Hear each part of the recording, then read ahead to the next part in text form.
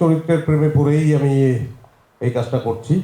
আর তানিম নূরের প্রেমে পড়ার একটা বিষয় আছে, কারণ সে দুঃখের কথাও হাসতে হাসতে বলতে পারে। তার হাসার অদ্ভুত ক্ষমতা আছে, আর তার পড়াশোনার জায়গাটা আমার নিজের ব্যক্তিগতভাবে খুবই ভালো লাগে।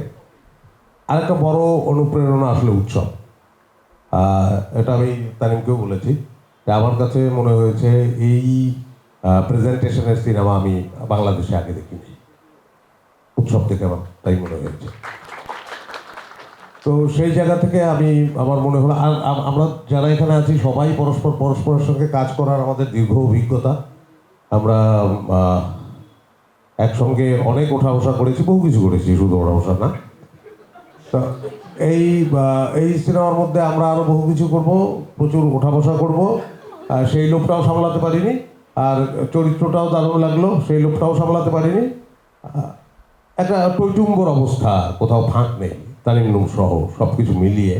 আর আমি খুব থ্যাঙ্কস দেবো আপনার প্রশ্নের উত্তরের বাইরে গিয়ে, সেটা হচ্ছে স্বাধীনকে, আরও একজন যিনি স্ক্রিপ্টের সামিউল স্ক্রিপ্টের সঙ্গে ছিলেন। স্ক্রিপ্টটাও আমাকে মুগ্ধ করেছে, তাদের লেখা, তাদের সংলাপ।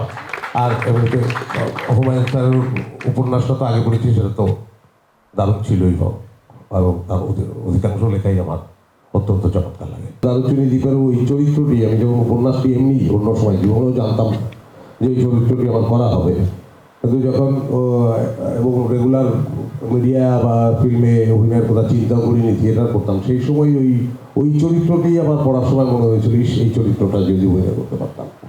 তো এবারও সেটা ঘটলো, সেই মুগ্ধতা তো আছে।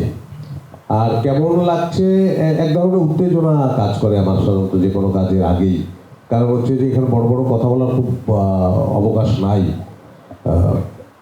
যে পর্যন্ত অভিনয়টা না করি, যে পর্যন্ত শটটা ওকে হয়, 5 4 3 2 1 0 অ্যাকশন, তারপরে যদি জ্বলে না উঠতে পারি, আমার এখানে অবশ্য চমৎকার কথা বলছি আমি, তাতে কিচ্ছু যায় আসে না যদি ওখানে আমি জ্বলে উঠতে না পারি আর কি।